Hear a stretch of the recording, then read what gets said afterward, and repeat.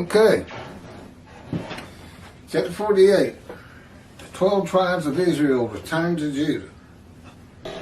Those are the tribes that were allotted lands in the promised land by Moses and Joshua.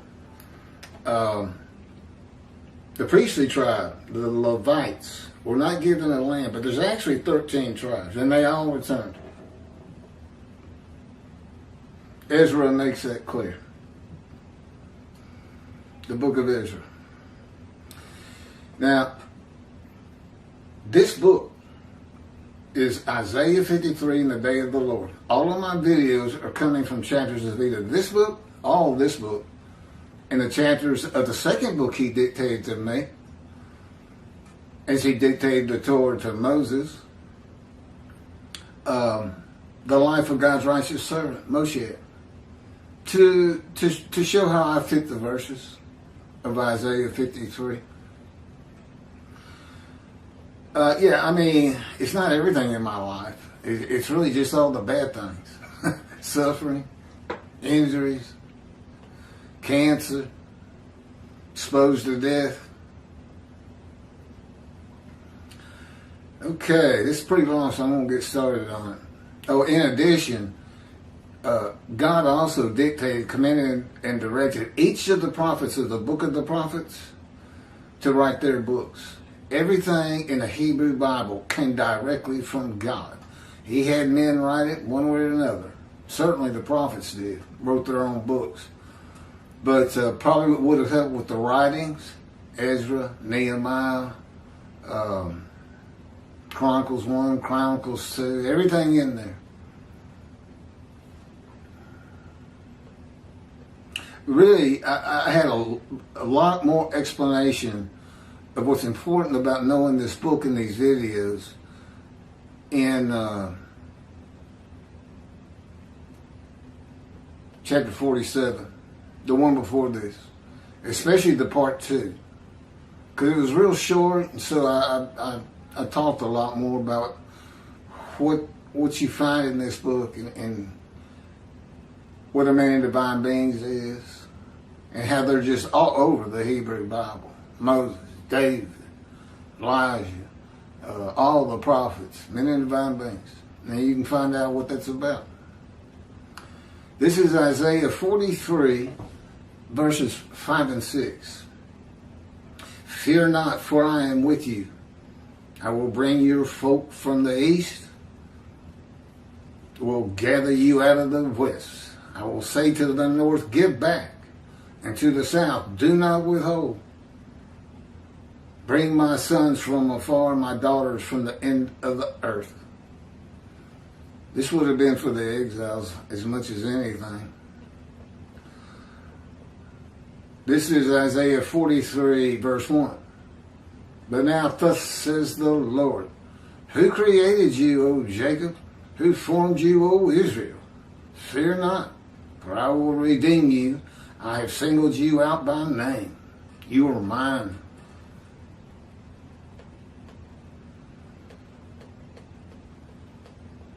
Our exiles were certainly redeemed. He anointed a Gentile, Cyrus of Persia, to become king of all the nations. King of all the nations. And he issued from, Persia had defeated Babylon, who had defeated Assyria and the Chaldeans. But it was Cyrus who issued a proclamation that all of the exiles could return to Jerusalem to build God's house, the second temple. And they did. It's free passage. I'm about to do, this is Isaiah 43, verse 19. And this is sin forgiveness for the exiles. The sin forgiveness of Jeremiah 31 is for the Roman dispersal, the diaspora, away from the promised land, or away from your country. That's Hebrew Bible, so it's away from the promised land. I'm about to do something new. Even now it shall come to pass. Suddenly ye shall perceive it. I will make a road through the wilderness and rivers in the desert. The road was that proclamation. Y'all are free to go. That's what he did. This is Isaiah 43, verse 25. It is I who, for my own sake, wipe your transgressions away and remember your sins no more. They became a holy seed and built the second temple. That was for him. He didn't deserve it. He's probably going to say the same thing about the third temple. They're going to tell him what else he'll have me write one day. Once this gets accepted by a multitude of people. I make the many righteous, and as my portion, I receive the many.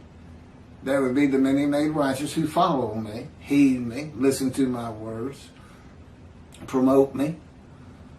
And as my spoil, I receive the multitude. So the many grow. I don't know how long it's going to take. He's been with me 16 years, man, preparing me. Keep telling him, let me out of this fire of refinement. Stop hurting me. It's emotionally and physically. Sleep deprivation. I found out I can stay up 4 straight nights. You become like a zombie. And he starts hurting you and doing mean things to you. 2, break your will. Temper your emotions. Calm your anger. Because after a while, you can't even get angry anymore. You just take the pain. Just try not to talk.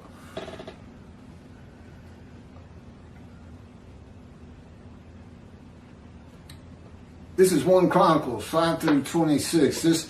This chapter is actually in 3 parts. This is the first section. So the God of Israel rouses the spirit of King Pul of Assyria, the spirit of King Tiglath-Pileser of Assyria, and he carried them away. Namely,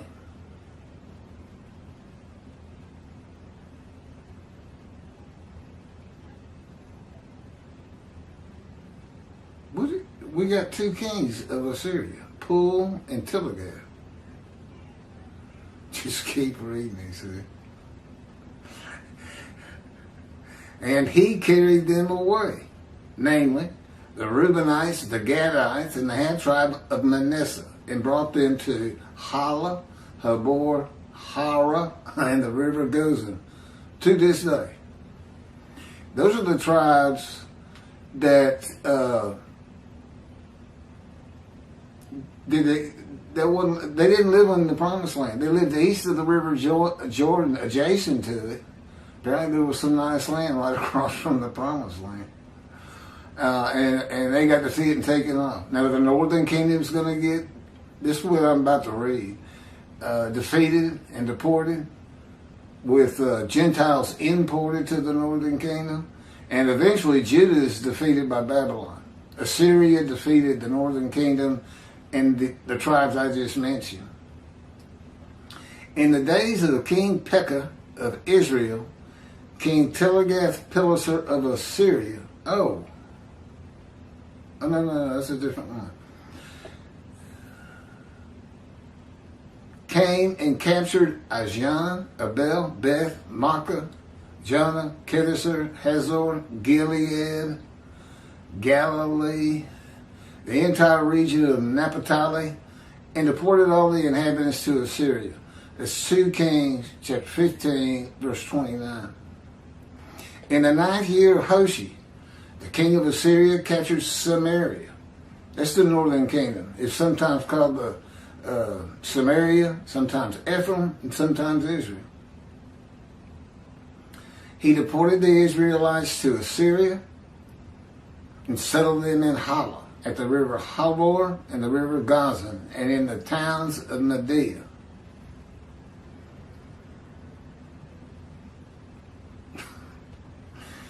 The king of Assyria brought people from Babylon, Kutah, Ava, Hamath, Sepharvaim, and he settled them in the towns of Samaria in place of the Israelites. They took possession of Samaria and dwelt in its towns. 2 Kings chapter 25 verse 1. The king of Babylon had them struck down and put to death at Riblah, in the region of Hamath. Thus Judah was exiled from its land. 2 Chronicles, chapter 36, verse 2. Thus said King Cyrus of Persia, the Lord God of heaven has given me all the kingdoms of the earth, and has charged me with building him a house in Jerusalem, which is in Judah. Jerusalem's actually in the lands of Benjamin, but all the kings all the kings of Judah rule from Jerusalem. So Benjamin's lands are considered part of Judah. Any one of you of all his people, all you 13 tribes, it doesn't say that, it says of you of all his people, the Lord his God be with him, and let him go up. Go to Jerusalem and build the second temple. 1 Chronicles chapter 9 verses 2 and 3. The first to settle in their towns on their property were Israelites, priests, Levites, and temple servants, while some of the Judaites, some of the Benjamites, and some of the Ephraimites and Manasseites settled in Jerusalem. Well, they weren't lost, were they? Ephraim and Manasseh. And Ezra makes it even more clear. Part 2 from the book of Ezra and Nehemiah. The following verses were written by men who were eyewitnesses of the return of all the tribes of Israel under the declaration of Cyrus of Persia, whom God anointed to clear the way for them to build the second temple. They testify that all 12 tribes and the tribe of the Levites returned to the lands of Judah and the lands of Benjamin, the lands of the kingdom of Samaria, the northern kingdom, sometimes called Ephraim and sometimes called Israel, were inhabited by Gentiles. Ezra, chapter 3, verse 1. When the seventh month arrived, the Israelites being settled in their towns, the entire people assembled as one man in Jerusalem. There it is. That's the definition of the Jewish people being called Israel. They have to gather as one man. All of them. It's only happened twice. At Oreb, when God had Moses get all of the Israelites together, and they gathered as one man. And to a man agreed to be his people and to listen and to obey and abide by his laws, commandments, and directions they received from Moses. Ezra chapter 2, verse 70. The priests, the Levites, and some of the people, and the singers, gatekeepers, and the temple servants took up residence in their towns, and all Israel in their towns. Well, the people from the northern kingdom couldn't go back there. They was inhabited by Gentiles. So they came into Judah, which had been vacated during the exile, and the people who had lived there, it was some 70 years, were no longer alive, I guess, for the most part. And they just had to establish new residences, new towns for the exiles. Everybody living in the southern kingdom.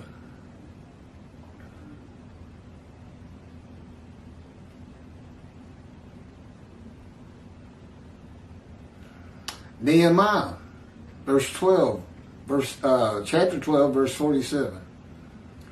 And in the time of Zerubbabel and in the time of Nehemiah, all Israel, here it is again, contributed the daily portions of the singers and the gatekeepers, and made contribution for the Levites. And the Levites made sacred contributions for the Aaronites. I guess that's the clan of Aaron. Ezra, verse 8, again, chapter 8, verse 25. And I weighed out to them the silver, the gold, and the vessels, the contribution to the house of our God, which the king, his counselors and officers, and all Israel who were present had made. Ezra chapter 8, verse 29. You want me to? God says the reason we got so many of these verses out is because of the teaching that there's 10 lost tribes. How could you possibly read Ezra and Nehemiah and come up with that and believe it's true and teach it? It's why they've been reckoned with and dismissed. There's more on that in chapter 47. There's a whole chapter called Reckoning and Dismissal. It's in the book, and of course it's on video. Ezra 8, chapter 29.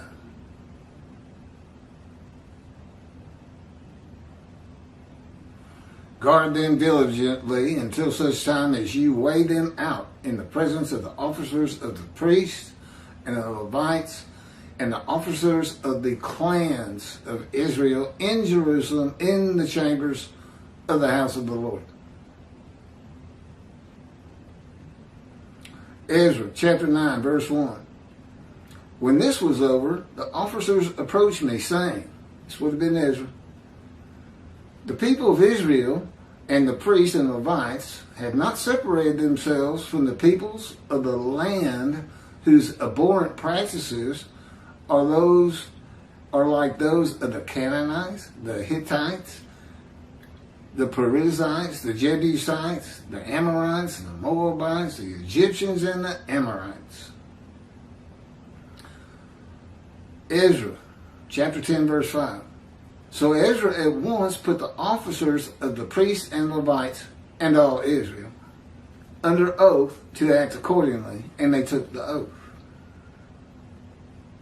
Nehemiah, chapter 1. He controls my thoughts and my words, and he's the one actually doing that. And it's because he wanted me to tell you that, I guess. He's mysterious, my friends. He's got a lot of personality. He can be quite humorous, when he's not tearing me to pieces in the fire of refinement, which is pretty rare, actually. I had a good night. The day started out, I know he's here. Believe me, his power's around me. Both my feet are numb and tingling. I can feel pressure on my shoulders and my knees. I can hardly get out of this chair. And he thinks that's so funny. He does. I just know he's laughing. It's not to my ear. Let your ear, I just said ear. Let your ear be attentive and your eyes open to receive the prayer of your servant that I am praying to you now, day and night, on behalf of the Israelites, your servants. He doesn't call them righteous servants, by the way. They're always a servant. Which is funny, too, because Jews for Judaism says all the Jewish people gathered as one man, Israel, are the servant in his commentary. But he's saying they're the righteous servant of Isaiah 53, but he never uses that phrase. I don't know. It's peculiar. Day and night on behalf of the Israelite, your servants, confessing the sins that we Israelites have committed against you, sins that I and my father's house have committed.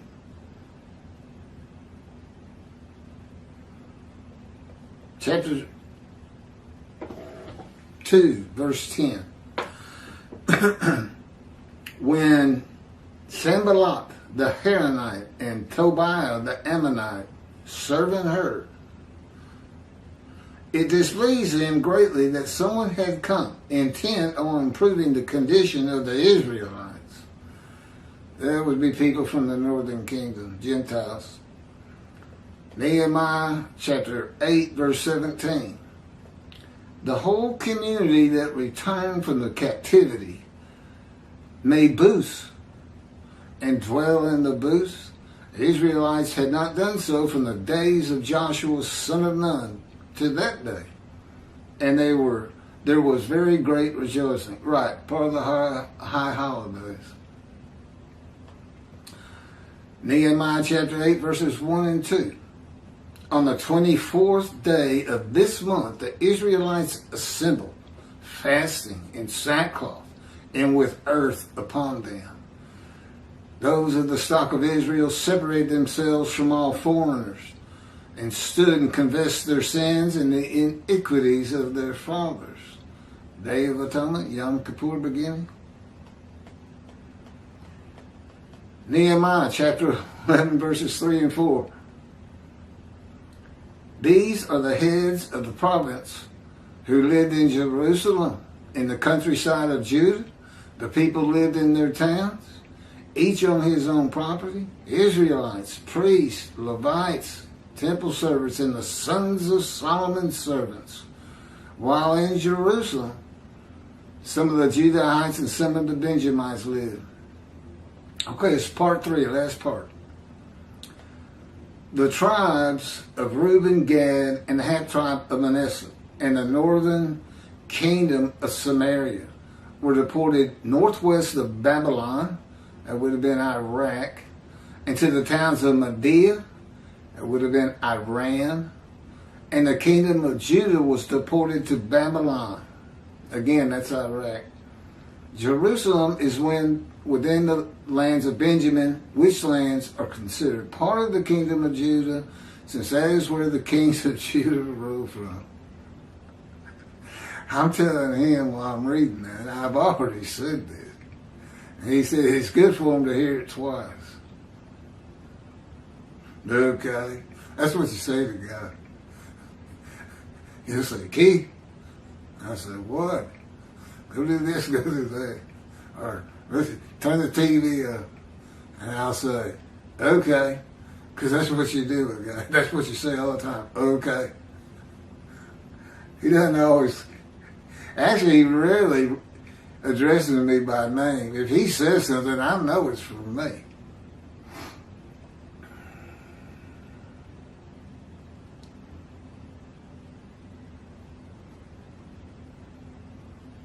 Which lands are considered part of the kingdom of Judah, since that is where the kings of Judah rule from.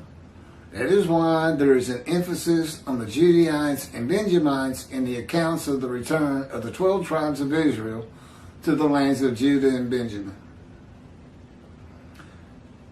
Basically, what you see in Ezra and I assume Nehemiah, Ezra has got Manasseh and Ephraim.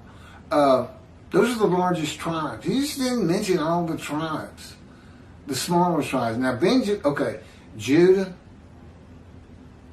Ephraim, and Manasseh. Manasseh was so big they had to cut it in half. There's just half tribe of Manasseh. They're the ones that lived east of the River Jordan, and the other half lived in the Promised Land. And Benjamin is mentioned also for this very reason. That's where the temple is, and the kings rule from the lands of Benjamin. He's mentioned, and Benjamin was the smallest tribe.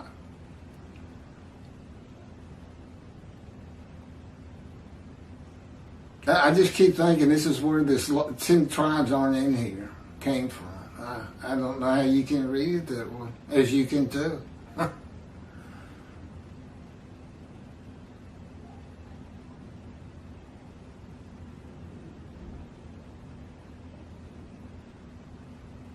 What is this? No. Did the page move? No. When the 7th month arrived, the Israelites being settled in their towns, the entire people assembled as one man in Jerusalem. When the people Israel gather as one man, it is all 12 tribes and the Levites, the priestly tribe without an allotment of the promised land. Judahites and Benjamites alone are not Israel. though all reference to Israelites would include them. The first to settle in their towns on their property were Israelites, priests, Levites, and temple servants, while some of the Judaites and some of the Benjamites, some of the Ephraimites, and some of the Manassesites settled in Jerusalem. Ephraim and Manasseh were not lost tribes, as many believe and many rabbis teach from writings outside of the Hebrew Bible. I would suspect the Talmud or something from Rambam. It is said in writings by sages and rabbis that 10 of the 12 tribes of Israel became lost and did not return to Judah to build a second temple. There never were lost tribes according to the Hebrew Bible and God. These are the words of God. This is God's chapter. Every bit of it. He taught it to me, and he said, Keith, go to your computer. Type this. 12 tribes of Israel returned to... all 12 tribes returned. And go to your Tanakh. You can find the translation of it was on the internet. I can't find it, man. And put all these verses in. You know, copy, paste, put them on my notepad. Commanded and directed. Do these things. We're going to put them onto a new blog. We got up to like 117 blogs.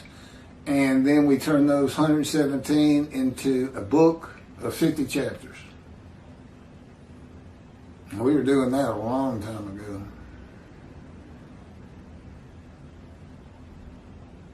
If there were lost tribes, then Isaiah wrote a prophecy of God that was false and was not fulfilled.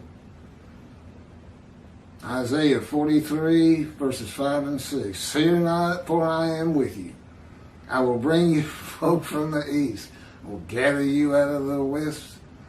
I will say to the north, give back. And to the south, do not withhold. Bring my sons from afar and my daughters from the end of the earth. Isaiah's prophecy is to all Assyrian Babylon exiles returning by the words of God. The return of the exiles to the land of Israel, given to Abraham, Isaac, and given to Abraham, Isaac, and Jacob by covenant, and partitioned among the 12 tribes of Israel by Moses and Joshua, is not just the Babylon exiles of Judah and Benjamin. It includes all the tribes that were defeated, deported, and exiled by the Assyrians before them. The Babylon exiles were the last to be deported to the vast lands of Babylonia, which was once Assyria, where all the exiles were, and by this time scattered far and wide throughout Babylonia along many different rivers. The Babylon exiles are all 13 tribes in Assyria, Babylonia. What they ought to be called is the Assyria, Babylon, Persian exiles. Next chapter, chapter 49, there's only 50, so we're getting there. I'm getting there. The final prophet of God. This is God taking a shot at Muhammad. I said, they're going to say I blaspheme him. They claim he's the last prophet of God and messenger. It's etched on their mosque in stone. And it turns out, am the last prophet of God as far as the Hebrew script, the Hebrew Bible's concerned. And we tell them in this next book, this next chapter. I said, they're going to declare a jihad against me. And that's what, if you see this man who has blasphemed Muhammad, kill him. That's what's going to happen. I don't worry about it. The angel goes before me and God's got my backside. And he needs me. I'm his representation. His prophet like Moses. That doesn't mean he can't hurt me an awful lot. Because he does. There's plenty of videos explaining that in greater detail. It's horrifying is what it is. Thanks for watching.